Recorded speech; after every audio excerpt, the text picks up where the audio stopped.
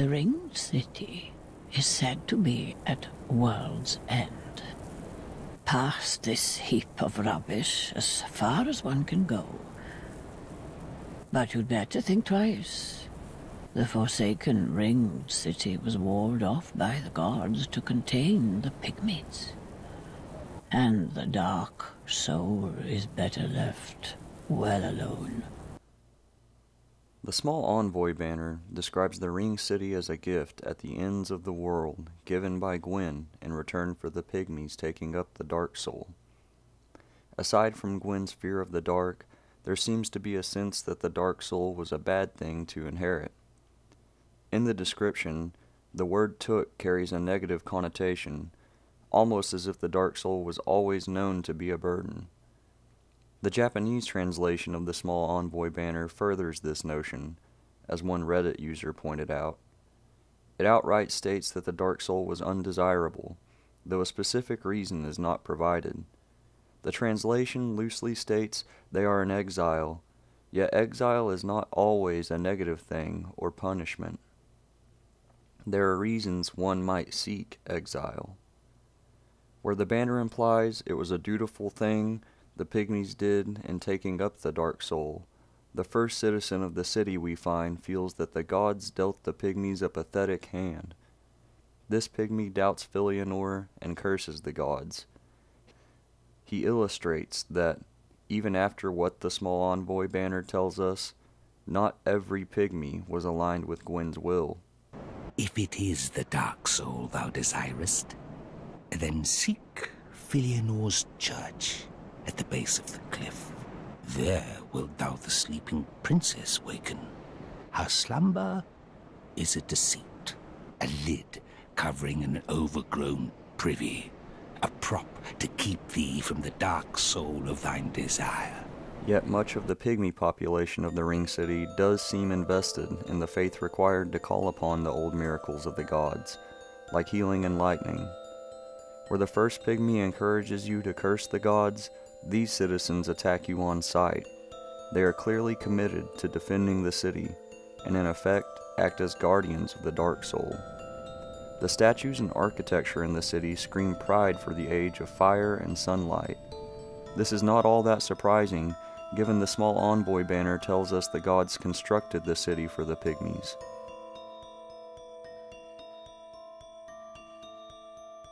First, I want to discuss the symbol of a vowel, which can be found all over the Ring City stonework. It also appears on the small envoy banner and the sword of a vowel used to wed Henri. Obviously, circles and rings play a large role in Dark Souls mythos. While this does tie the Sable Church to the Ring City and these ideas of upholding the Age of Fire, I feel that the ritual wedding Yuria pushes you towards is an act of heresy, as everywhere else it seems to represent an agreement to uphold the Age of Fire. An avowal is an open declaration or acknowledgement, and vowing is to promise or seal such agreements in permanence. Reinforcing this is the imagery of the pygmy statues bearing symbols of avowal upon their backs, depicted as both a burden and a duty. There are no chains binding them, rather it seems to be willingly taken upon their backs. This implies that these statues are representative of the pygmies' allegiance to Gwen's wish to keep the dark soul sealed away. This leaves no room for coincidence that the symbol mirrors the dark sign, both in shape and purpose. I think the Japanese translation of the small envoy banner is honest in saying the pygmy were exiled, but more and more it seems to be an exile they preferred, knowing the dangers the dark soul would bring upon them.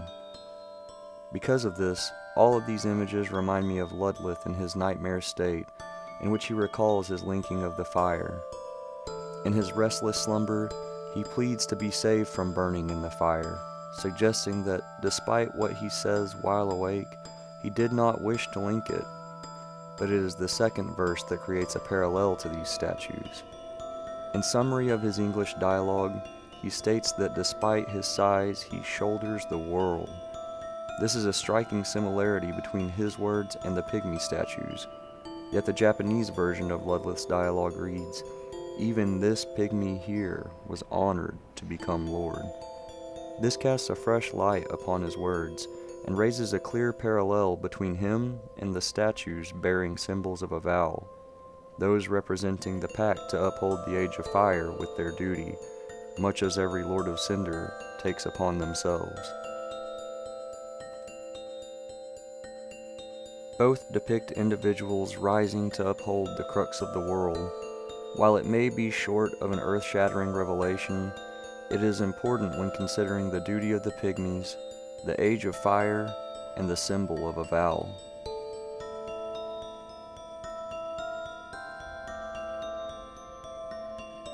Yet no other statue is as influential to our understanding of this part of the Dark Souls story as that of Gwyn and the Pygmy, located just before Filianor's church. This statue greatly contradicts what Koth has told us, and begs us to revisit what we know about the origins of the series. It illustrates what the small envoy banner told us, that Gwyn rewarded the Pygmies for taking up the Dark Soul. In one hand, Gwyn grants the Pygmy a crown much like his own. While the introduction sequence of the first game doesn't reveal anything about this occurrence, this should be no surprise given that Gwyn did blur the history of humanity. As Seath was granted dukedom and the Four Kings' lordship, the Pygmies were bestowed their own royalties by Gwyn. But these accolades were not merely empty titles they were granted. They came with fragments of the Lord of Sunlight's very soul, as Seath and the Kings of New Londo received. While there is no attainable item such as was found with Seath, the most relevant answer to this riddle is that the Lord Soul fragment granted to the Pygmies came in the form of Princess Filianor. Her presence gives shape to the reason Gwyn holds a Chloranthy ring in his other hand. As other famous YouTubers have already explained, she isolates the Ring City at the ends of the world and also keeps the city preserved, untouched by the winds of time howling outside. The city is as much temporally exiled as it is physically. This preservation is deeply symbolized by the flora that has overtaken the Ring City, free of the burden of time when all else has begun to crumble and decay. This growth undoubtedly concentrates on the princess's bedchamber. For what better measure of the majesty of sunlight than dense and vibrant foliage? So the Chloranthy ring is symbolic not only of Filianor, but of the promise of life the Age of Fire holds, which Gwyn granted the Pygmies.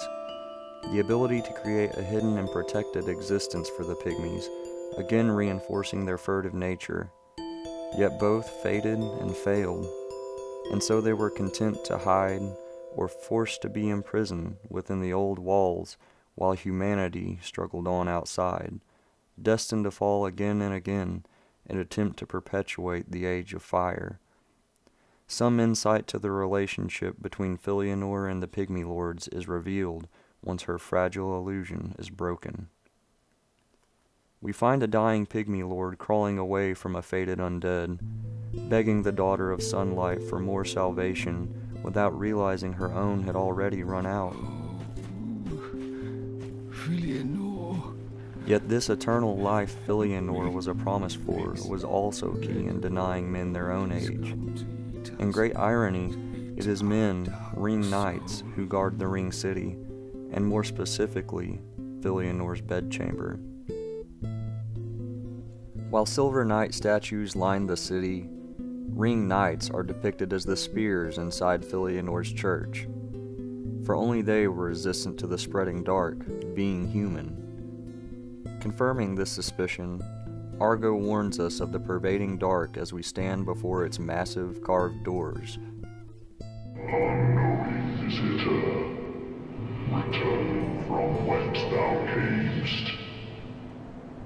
The abyss runneth deep. As Elizabeth once told us of Artorias, Knight Artorias came to stop this, but such a hero has nary a murmur of dark. Without doubt he will be swallowed by the abyss, overcome by its utter blackness. yet humans are dark inherent and bear a resilience to the abyss. The armor of the Ring Knights confirms that Gwyn did use the dark sign to contain the darkness within men. Yet the hood of the Ring Knights tells us that the knights still held an urge to return to the abyss, the dark nature that was sealed from them. Whether this will for defiance was conscious, that they were aware of their origin, or if it was felt within them inexplicably is unclear. Perhaps it is an unseen force that spreads through men, this call to the dark. Under this light, the pygmy from Mausoleum Lookout may tell us more. He states that, if thou art yet human, the urge will soon swell to curse the gods in this heap of rubbish. Does he speak of such a force pulling men to this place, and the truth of their origin, or does he merely describe the effect that the realization will have upon our humanity? I believe it is both to some extent. Throughout the series, it seems that all who fall to the dark abandon their sentiments for sunlight. Yet, even having the abyss or dark scourged from their bodies is not enough to relieve some slight curiosity of the darkness within humanity, as the ring knighthoods illustrate. Unable to harness flame themselves, the pygmy lords were content to live in the shadows of the Age of Fire, complacent with their hiding place beneath the rays of Princess Filianore, rather than staying the course of nature and ushering in the next dark age of man. It is this inability to manipulate light that created their dependence on Princess Filianore, and thus the bargain between God and pygmy. It seems not even the progenitors of men were immune to the curse of life and want, as Aldia describes it. Life is brilliant, beautiful. It enchants us to the point of obsession. Some are true to their purpose, that they are but shadows, flesh and mind. Others chase the charms of love, however elusive. As for the truth of the real intent or purpose behind the Ring City, it seems the answer depends entirely on who you ask, whether it is a fortress against the end of the Age of Fire, or a damned prison. What we find in the Ring City raises many more questions than answers, and this discourse will be the focus of my videos to come, the delineation of human nature. What is certain and measurable about the Ring City is its depiction of the great fear the gods held in humanity and the Dark Soul, and the vast lengths they took to seal it away in some faraway place in order to prevent the rise of darkness.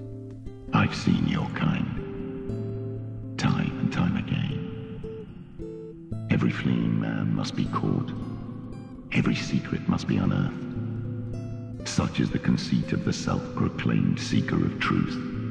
But in the end, you lack the stomach for the agony that you'll bring upon yourself.